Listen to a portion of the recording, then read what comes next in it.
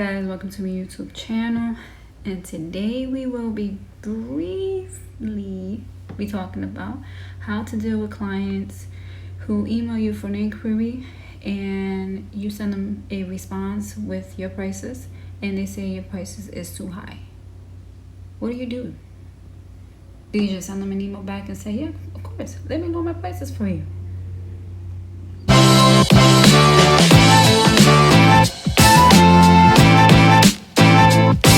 Right.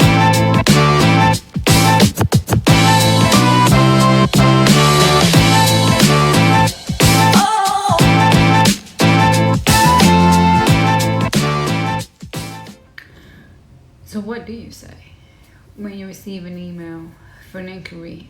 You send them your prices and they send you an email back saying, oh, thank you for your time, your price is a little too high for me. Oh, thank you for your time.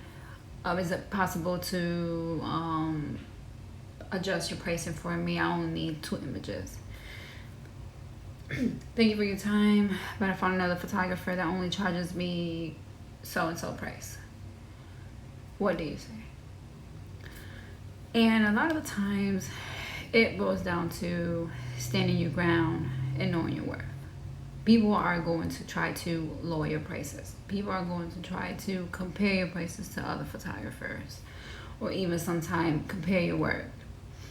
And at the end of the day, it's your responsibility to value your work, value your time, value everything you put into your craft.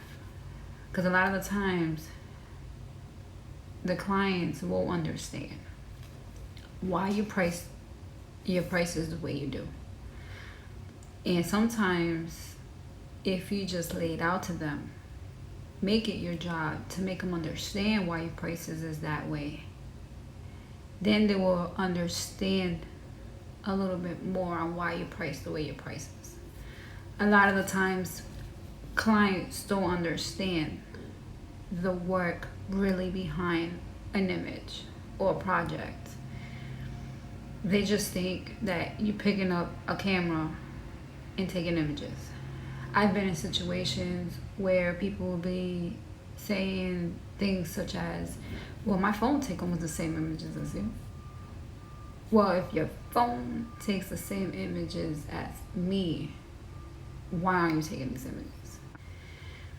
I had a lot of people that I knew who would hit me up and ask for a price, and I'll give it to them. Oh, you know what, I was just kidding, I didn't need a photographer. Oh, well, I'm looking around and I'm just looking for the best photographer around. Thanks for your time. Okay, I'm not gonna lower my price. So it really boils down to knowing your worth, knowing how many hours you gotta take to edit those images, upload them, the time it takes to prep, the time it takes, after you're done with the session, the time it takes for you to drive there and drive back if you are going to a location. It all boils down to that. If you have to rent a lens, a camera, those things are pricey. So it's like, it's more than just taking an image. You have to upload into a computer, the software you have to edit those images, the computer you had to buy. If you did video, you needed a gimbal. Gimbals are not that cheap. I mean, you can go to the cheap route, but if you really want good quality video, gimbal is pretty up there. A lighting, if you're doing in studio, if you need to rent it or buy it. If you need to rent a studio on a monthly basis just to do in-studio sessions that people want. So those are all the things that come into play when you're pricing your prices. And so when a client emails you, that's what you got to think about. You are, at the end of the day, you are a photographer and a videographer, but you are also the owner of your own company.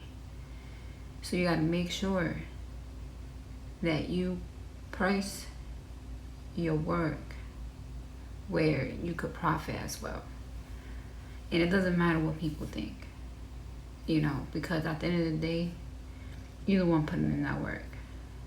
And usually the ones that say your price is too low always comes from the people closest to us. And people that are willing to pay is people that usually you really don't know. And if those people are not willing to pay, they're not your client. They're not your client. Because those that are willing to pay for you, that's your ideal client. So if 5 people hit you up, email you for inquiry, you send them your price, and they don't get back to you, or they say your price is too high, that's okay, because you're just fishing. They're not your client. They're not the ones that will ever see your worth, and that's okay. Trust me, less headaches for you in the long run. Because if you get clients that want to pay cheap, you got to deal with cheap. A little background about me: when I started wrong. I started with my prices very, very low. And now that my prices are at another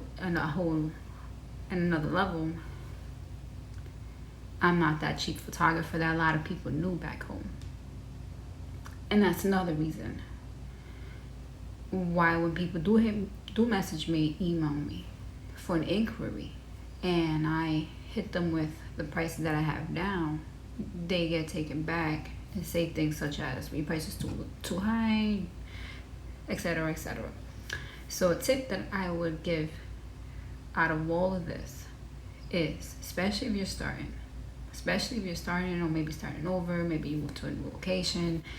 Like I just moved to North Carolina not long ago. So right now where I'm at, I'm practically starting over. Business-wise, meaning I don't know anyone, starting to network. But I'm starting right this time. So if I would have to give a tip to anyone who is just starting, putting the prices together, is don't start too low. And if you are gonna start low, make sure that is a price that you're comfortable with. And make sure that you have it imprinted somewhere that your prices do change over time. So if a client emails you today for a price, next year they email you for another project, they won't be surprised because you have it imprinted on the bottom that says my prices will change. My prices are vary. My prices vary over time. That's definitely a tip that I will give to young, new entrepreneurs, photographers, videographers, or someone that relocated like myself. Yes, definitely start right. Thank you guys for watching my YouTube video. If you want to see more videos like this, please subscribe to my YouTube channel. Also, I will be doing videos on photography tips, videography tips, business tips, and also motivational videos. I have done other videos prior to this video, so check those out. And thank you again, and have a blessed day.